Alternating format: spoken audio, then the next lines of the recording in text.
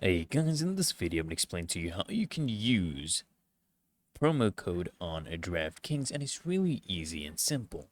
So first things first, what you do is, of course, access your Draftkings account. You can do this by logging in on the website, or you can use the app as well, okay? And it's really easy and simple. And then guys, what you're going to do is you're going to start by navigating to the promo code section. So once you're logged in, you're going to navigate to the area where you can basically enter your promo code. This is typically found in the account settings or under a dedicated promotions or offer section.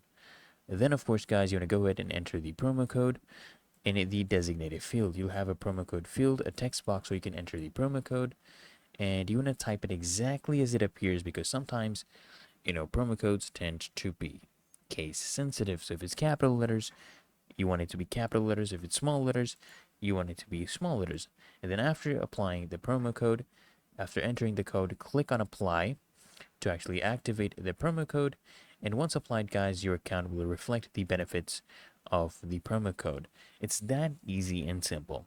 So I hope this video helps you out, guys. And if it did, consider smashing the like button, as well as subscribing to frequently asked questions. And I'll see you in the next one.